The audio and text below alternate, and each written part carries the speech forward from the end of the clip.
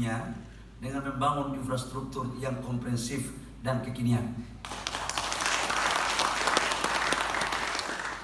Jadi saya ini baru tahu urusan ini beberapa hari lalu.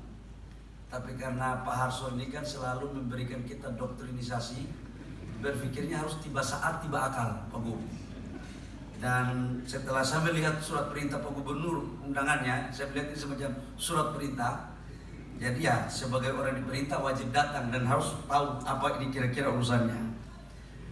Pak Gub, saya sedikit memberikan gambaran tentang kondisi ekonomi global yang kaitannya dengan Bali. Memang dunia sekarang, pasca pandemi, pasca perang dagang, dan sekarang masih ada perang di Timur Tengah, itu ekonomi sekarang kita ini di dunia tidak ada satu orang pun yang dapat meramalkan bagaimana kondisinya. Seluruh lembaga dunia selalu melakukan koreksi terhadap pertumbuhan ekonomi. Maka apa yang terjadi? Negara, hampir semua di dunia, itu mengoptimalkan potensi keunggulan komparatif lokalnya.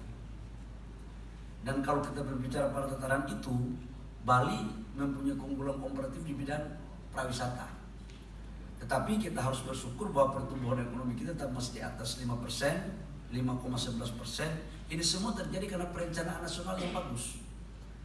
Jadi kalau Menteri Bappenasnya tidak pandai dalam meramu, belum tentu pertumbuhan ekonomi kita sebesar 5-11%.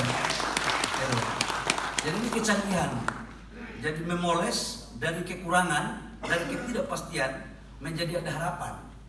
Dan di balik itu boleh kita berbangga sedikit bahwa pertumbuhan investasi kita juga naik terus, Pak Gub. Ya, naik terus.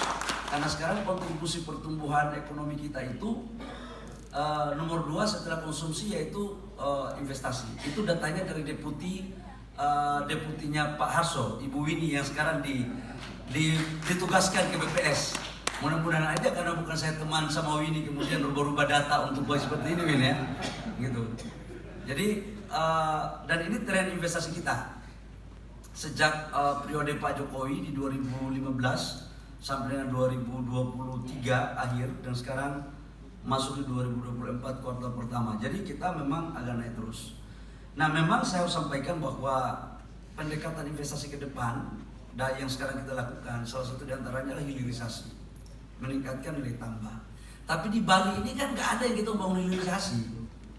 Kita nggak punya tambang, kita nggak punya, mohon maaf, seperti daerah-daerah lain yang ada oil and gasnya bagus segala macam. Nah, apa yang harus dilakukan? Saya pikir pariwisata harus kita dorong sebagai instrumen utama pertumbuhan ekonomi Bali. Dan pada kuartal pertama, Bali menyumbangkan investasinya kurang lebih sekitar 12,9 triliun pada kuartal pertama, dan ini adalah salah satu instrumen penggerak pertumbuhan ekonomi Bali. Nah, kaitannya dengan investasi yang ada sekarang, jumlah wisata marketnya tadi Pak Gub sampaikan 20 juta.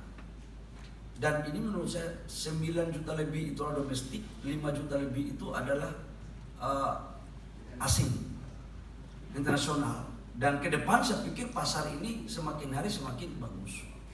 Nah, tapi harus jujur Pak Menteri, ini kita menyiapkan fasilitas infrastruktur kita ini agak memang harus butuh perhatian khusus. Nah, kami dari Kementerian Investasi selalu berpikir efektif, efisien. Kalau kemudian tidak bisa kita memakai uang negara dan ada investor masuk, itu mungkin salah satu instrumen yang harus kita lakukan. Dan oleh karena itu saya pikir PT Serana Bali Dwipa Jaya bekerjasama dengan Jamkrida tadi sebagai bentuk penugasan Pak Gubernur, paten kali Pak Gubernur ini. Coba lihat.